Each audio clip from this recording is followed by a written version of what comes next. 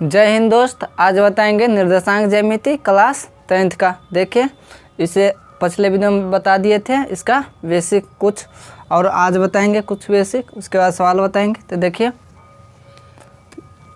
कहाँ तक बता दिए थे, दूरी सूत्र तक। तो दूरी सूत्र क्या बताए थे, दूरी सूत्र बताए थे रूट अंडर होता है x1 माइनस x2 का whole square plus y1 minus y2 का होल स्क्वायर। इतना तक बता दिए थे। अब इससे आगे बताएंगे। तो देखिए इतना तक बता देते। अब इस पर एक सवाल बताएंगे। तो पहले मान लीजिए तो एक एग्जांपल ले लेते हैं कि एगो मान लीजिए एगो 4,3 और 3,5 एगो बिंदु, दो बिंदु दे लेते हैं। अब ये और इसके बीच के हमसे क्या पूछता है, तो दूरी कैसे निकालेंगे। तो पहले मान लेंगे लेट, इसको बिंदु P मान लेते हैं 4,3, और इसको मान लेंगे, कुछ भी मान सकते हैं, ऐसा नहीं है। तो मान लेते हैं एगो के मान लिए P, एगो का मान लिए Q। तो मान लीजिए एगो बिंदु P है, एगो बिंदु क्या है Q। तो यहाँ इस और इसके बीच के हमसे क्या पूछता है, दूरी। तो इसके मान लो 4,3 है, इसका क्या है 3,5, और इसके और इसके बीच की दूरी निकालना है। तो दूरी निकालने के लिए मान लीजिए P और Q का निकालना है ना दूरी। तो P और Q और दूरी सूत्र क्या होता है, x1 माइनस x2 का whole square y1 minus y2 का होल स्क्वायर होता है। तो वही करेंगे। ये x1 होता है, ये y1, और ये होता है x2 और ये y2। अब देखिए इस सूत्र क्या है, x1 माइनस x2। तो x1 कितना है 4, और माइनस x2 कितना है 3, इसका क्या हो जाएगा होल स्क्वायर, प्लस क्या होता है y1 माइनस y2। तो y1 कितना है 3 और y2 कितना है 5, तो इसका क्या हो जाएगा होल स्क्वायर। तो अब देखिए क्या कर सकते हैं, इसमें से अगर इसको घटाएंगे तो कितना बचेगा 1। तो 1 का स्क्वायर कितना, 1 का स्क्वायर करेंगे, इसमें से घटाएंगे तो कितना बचेगा -2। अब अगर इसका स्क्वायर करेंगे तो 1 और इसका तो 4, तो कितना हो जाएगा √5। इस आंसर हो गया। एक एग्जाम्पल बता दिए हैं।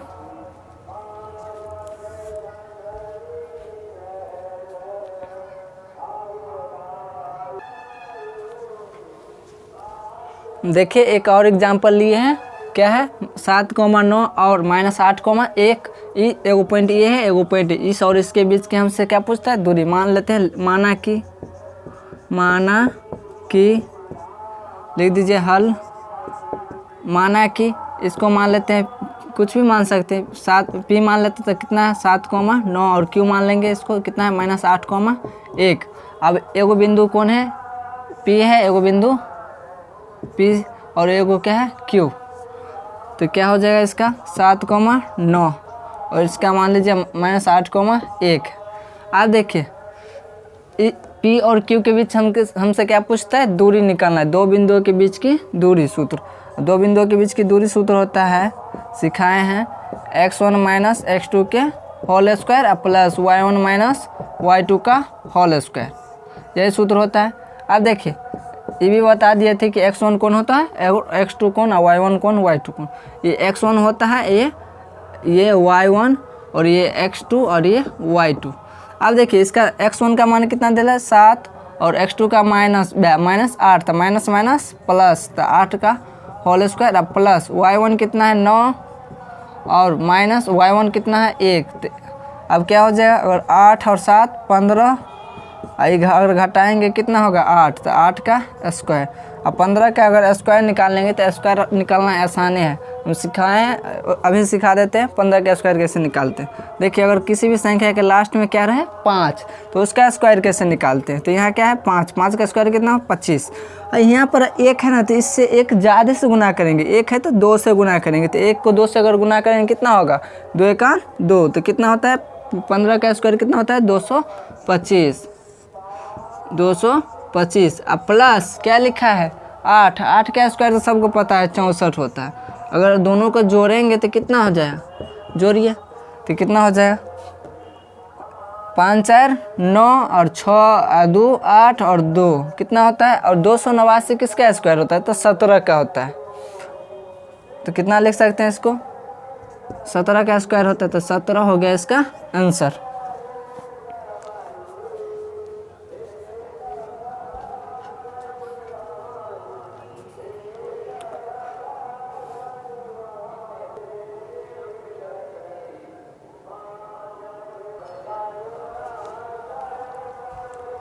आप देखिए बताएंगे क्या कि मूल बिंदु से किसी बिंदु के बीच की दूरी कैसे निकालते हैं। तो इसका सूत्र होता है, मान लीजिए मूल बिंदु क्या होता है 0,0 और कोई बिंदु मान लेते हैं x है और y है। तो मूल बिंदु से किसी बिंदु के बीच के दूरी सूत्र क्या होता है। तो मान लीजिए मूल बिंदु को अगर मानेंगे इसको, तो माना कि अगर लिख सकते हैं, माना कि अगर मूल बिंदु को मान लेते O, तो मूल बिंदु का निर्देशांक क्या है 0,0 और इसको मान लेते हैं P, तो क्या हो जाए x, y। आप देखिए मूल बिंदु से किसी बिंदु के दूरी सूत्र, तो मान लें जो मूल बिंदु O है और ये P है। मूल बिंदु से किसी बिंदु के दूरी सूत्र ये O P है, तो इसका निर्देशांक 0,0 है, इसका क्या है x, y। तो हमसे क्या पूछेगा O और P के बीच की दूरी, मतलब मूल बिंदु से किसी बिंदु के दूरी सूत्र निकालने। तो इसका एक का 0 का स्क्वायर माइनस x का, तो x स्क्वायर हो जाएगा प्लस 0 माइनस y का स्क्वायर, तो y स्क्वायर। तो मतलब क्या, और कहेगा हमसे कि मूल बिंदु से किसी बिंदु के बीच के अगर दूरी सूत्र कहेगा ना निकालने, तो सीधा लिख देंगे √x square plus y square. सीधा एग्जाम में बहुत पूछता है इस सूत्र कि मूल बिंदु से किसी बिंदु के बीच की दूरी सूत्र क्या होता है। तो यही होता है √x square plus y square. तो इस पर एक अगर सवाल लेंगे, तो देखिए सवाल क्या है, मान लेते हैं सवाल एग्जाम्पल ले लेते हैं क्या कि 0,0 और मान लेते हैं ये 2,3 ये मूल बिंदु है और वो कोई बिंदु है। तो इस बिंदु के बीच का अगर दूरी निकाल लेंगे, तो दूरी निकाल लेंगे क्या कर सकते हैं, तो डायरेक्ट सूत्र लगाएंगे। अगर इसको मान लेंगे कि माना कि इसको अगर O मान लेंगे तो 0,0 और इसको कुछ मान सकते हैं, ऐसा थोड़ी है। तो 2,3 तो इसके दोनों के बीच की अगर दूरी निकाल लेंगे तो एगो तो सीधा हो जाएगा। लिखना चाहेंगे तो एगो नहीं लिखे, डायरेक्ट लिख सकते हैं OP के बीच के दूरी, तो डायरेक्ट लिख देंगे x square plus y square. तो x ही होता है y होता है, मतलब क्या है 2 का स्क्वायर प्लस 3 का स्क्वायर। तो कितना हो जाएगा, 2 का स्क्वायर 4 होता है और 3 का स्क्वायर 9 होता है, 9 4 13 हो गया इसका राइट आंसर।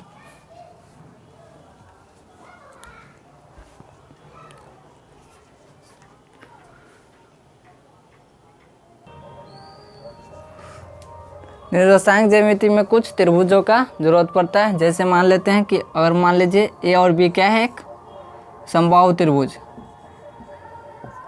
A और B समबाहु त्रिभुज। इसमें ऐसे पूछता है सवाल कि अगर कि ABCD एक समबाहु त्रिभुज है या नहीं। तो 3 को बिंदु दिया रहेगा, तीनों बिंदु का मान दिया रहेगा। मान लीजिए इसका दिया है x1, x2, इसका x2, y2, इसका दिया रहेगा x3, y3, ये दिया रहेगा। तो हमसे पूछेगा कि ABCD एक समबाहु त्रिभुज है या नहीं। तो कैसे बुझेंगे हैं, तो मतलब क्या, पहले AB का दूरी निकाल लेंगे और फिर BC का दूरी निकाल लेंगे, उसके बाद क्या करेंगे AC का दूरी निकाल लेंगे। अगर सब का दूरी निकाल लेंगे, अगर सब समान आ जाएगा तो क्या कहेंगे कि ABCD एक समबाहु त्रिभुज है, नहीं तो क्या कहेंगे नहीं। अगर एको को बराबर नहीं होगा तो क्या कहेंगे ABCD एक समबाहु त्रिभुज नहीं है। समबाहु त्रिभुज का परिभाषा है जिसकी तीनों भुजा क्या हो, समान हो, उसको क्या कहते हैं, समबाहु त्रिभुज। तो वही बात है, ABCD अगर बराबर BC और AC तीनों बराबर हो जाएगा और इसके बीच की दूरी निकाल लेंगे और इसके बीच की दूरी निकाल लेंगे और इसके बीच की दूरी निकाल लेंगे, तीनों बराबर हो जाएगा तो क्या कहेंगे ABCD एक समबाहु त्रिभुज है। नहीं तो अगर नहीं बराबर आएगा तो क्या कहेंगे ABCD एक समबाहु त्रिभुज नहीं है। तो ये किसके लिए था, समबाहु त्रिभुज के लिए। ये रूल किसके लिए था, समबाहु त्रिभुज के लिए।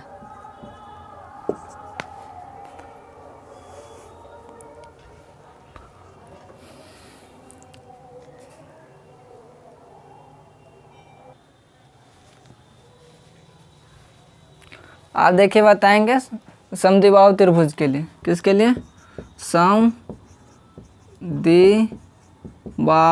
त्रिभुज के लिए।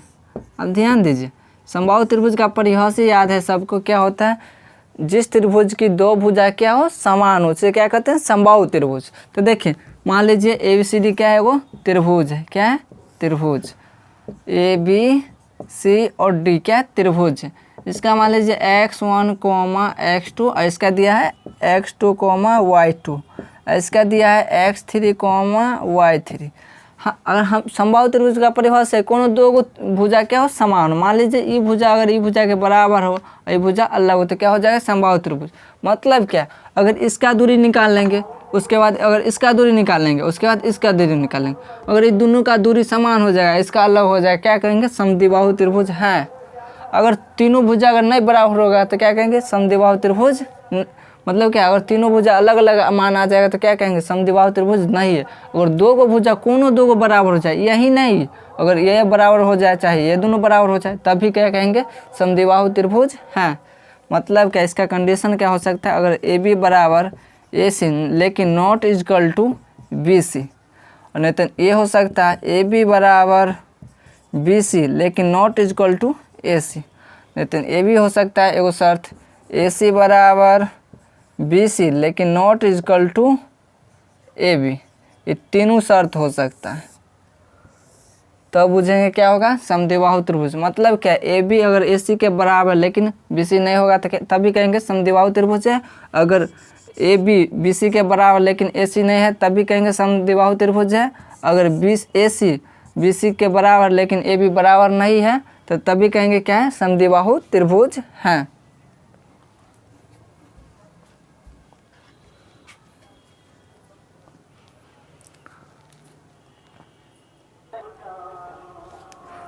अब देखिए, अगर मान लीजिए कि और तीन गो बिंदु दिया रहेगा, मान लीजिए एगो रेखा है, कहेगा एक ही रेखा पर तीन गो बिंदु है ए बी और सी। मान लीजिए ए बी एक ही रेखा पर ए बी सी डी एक क्या है बिंदु है बीच में, तो ये पूछेगा क्या कि ए बी सी डी संरेख है या नहीं। तो इसका मान लीजिए निर्देशांक दिया रहेगा x1, x2 बड़ा इसका दिया रहेगा, हाँ सही है, और इसका दिया रहेगा x2, इसका होगा x2, x1, y1, इसका दिया रहेगा x2, y2, इसका दिया रहेगा x3, y3। हमसे पूछेगा क्या कि ए बी सी डी रेखा संरेख है या नहीं। तो अब संरेख होने के लिए शर्त क्या होता है, मतलब क्या, अगर इस दोनों ए बी का पहले दूरी निकाल लेंगे, उसके बाद बी सी का दूरी निकाल लेंगे, उसके बाद ए सी का दूरी निकाल लेंगे। अगर इसका और जोड़ इसका बराबर, अगर ए सी के बराबर हो जाएगा तो क्या कहेंगे ए बी सी डी रेखा क्या है, ए बी सी डी बिंदु क्या है संरेख है, नहीं तो क्या कहेंगे संरेख नहीं है। संरेख होने के लिए शर्त होता है, मतलब क्या, अगर ए बी जोड़ बी सी बराबर अगर ए सी हो जाएगा ना तो क्या कहेंगे संरेख है, नहीं तो लेकिन उसके बाद अगर अलावा आएगा तो क्या कहेंगे संरेख नहीं है। अगर ये दोनों जोड़ इस दोनों अगर इसके बराबर हो जाएगा तो कहेंगे संरेख है। तो क्या करेंगे इसके लिए, इस पहले इसका दूरी निकाल लेंगे, उसके बाद इसका दूरी निकाल लेंगे, उसके बाद इसका दूरी निकाल लेंगे। अगर ये दोनों का इसका जोड़ इसका बराबर ए सी के बराबर दूरी हो जाएगा तो क्या कहेंगे संरेख है, लेकिन उसके बाद अलावा आएगा तो क्या कहेंगे संरेख नहीं है। तो आज के लिए इतना ही है, और इससे आगे बताएंगे अगले वीडियो में। इसके बाद चैप्टर शुरू करेंगे निर्देशांक ज्यामिति का। धन्यवाद इतना देखने के लिए।